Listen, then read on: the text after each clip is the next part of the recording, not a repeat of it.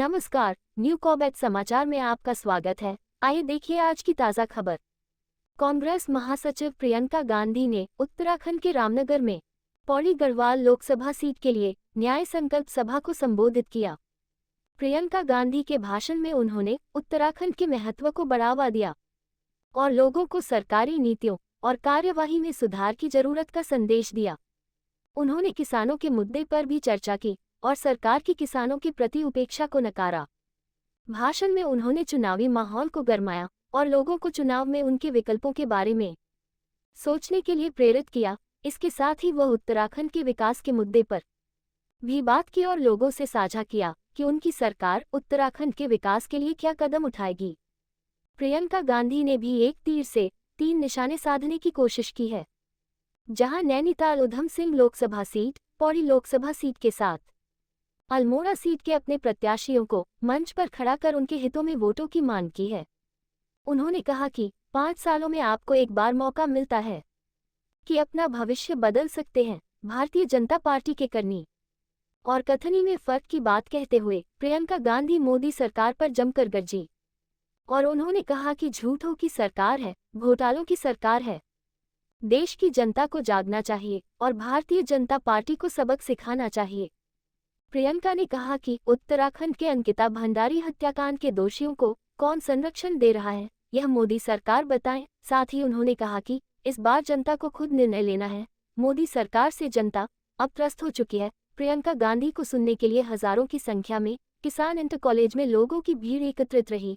आप लगातार देखते रहिए न्यू कॉबेट समाचार। पिरोमदारा रामनगर से न्यू कॉबेट समाचार की यह विशेष रिपोर्ट। चैनल को लाइक, कमेंट और सब्सक्राइब करना ना भूले। कर दिया है। आज ठीक एक कांग्रेस के कार्यकर्ता को जो तन्मयता के साथ, तन और मन के साथ निकल पड़ा है, कांग्रेस का परचम लेकर निकल पड़ा है हाथ के पंजे के लिए, ऐसे ही बोलते हुए हमारी दीदी आदरणीय प्रियंका गांधी। भाइयों और देवियों,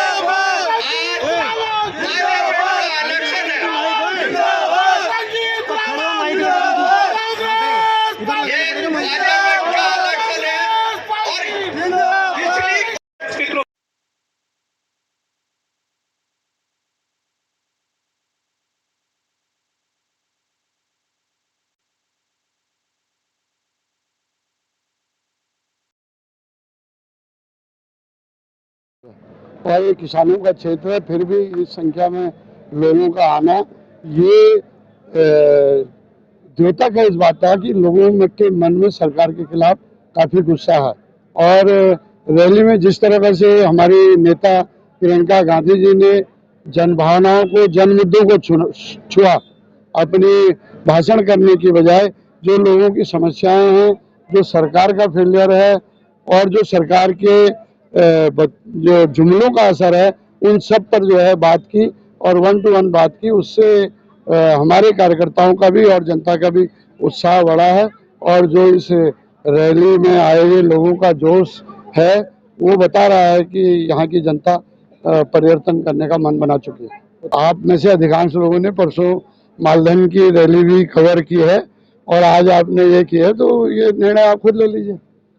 देखिए, समीकरण की जहाँ तक बात है, हम उत्तराखंड में की जनता मन बना चुकी है परिवर्तन का और परिवर्तन होने जा रहा है।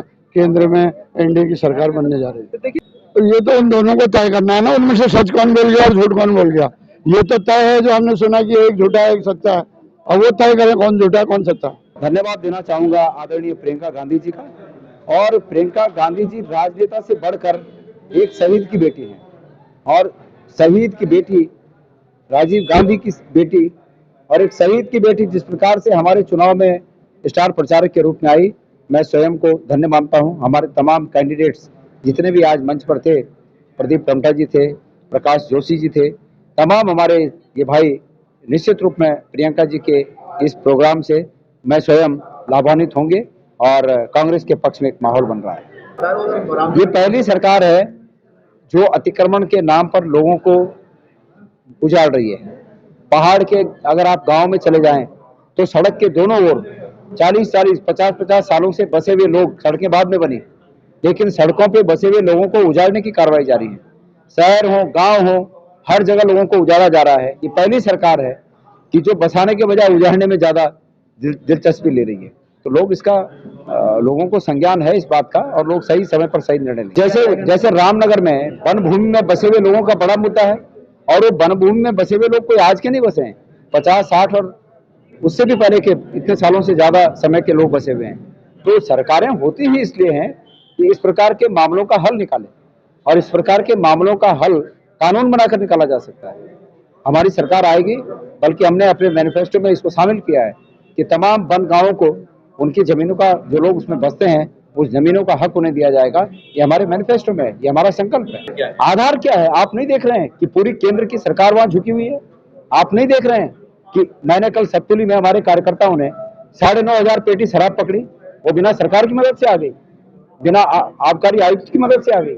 मैंने चुनाव आयोग में शिकायत कर रखी है कि इस चुनाव, ये जो आबकारी आयुक्त है, इस आबकारी आयुक्त को तत्काल सस्पेंड किया जाए, और जो भी लोग इसमें शामिल हैं, जिला प्रशासन से लेकर और पुलिस से लेकर जो भी लोग शामिल हैं, अगर सरकारी विभाग, पुलिस प्रशासन, आबकारी विभाग अगर मिलके भारतीय जनता पार्टी की शराब घर घर पहुंचाने का काम करें, तो क्या उन्हें ये माना जाएगा कि वो तटस्थ हैं? वो बीजेपी की मशीनरी के रूप में काम कर रहे हैं। तो मैंने कहा है कि इन्हें सस्पेंड किया जाए। तो यही बात है, केंद्र की सरकार और राज्य की सरकार गणेश कौडियाल को बिल्कुल हराने में लगी हुई है, लेकिन गढ़वाल की जनता मुझे जिताने में लगी हुई है। और ये चुनाव इस मुकाम पर आ गया है कि इस कशमकश में आखिर जीत जनता की होगी, और लोग अपना आशीर्वाद मुझे दे रहे हैं। देखिए, कांग्रेस के फेवर में चुनावी माहौल अच्छा है, और इनके आने से, प्रियंका जी के आने से ये माहौल में और बढ़ोतरी होगी। आज जिस प्रकार से आत्मीयता के साथ उन्होंने हृदय से निकली हुई बातों को, एक आम आदमी की बातों को, हृदय से निकली हुई सच बातों को जनता के सामने परोसा, पेश किया, लोग इस बात से बहुत प्रभावित हैं। अभी हमने कई हमारे साथियों से और बहनों से बात की, तो लोग बड़े इस रूप में बहुत ही उल्लास लोगों में था कि प्रियंका जी ने बहुत सही बातें कही। तो इससे इजाफा होगा, निश्चित रूप में इजाफा होगा। धन्यवाद।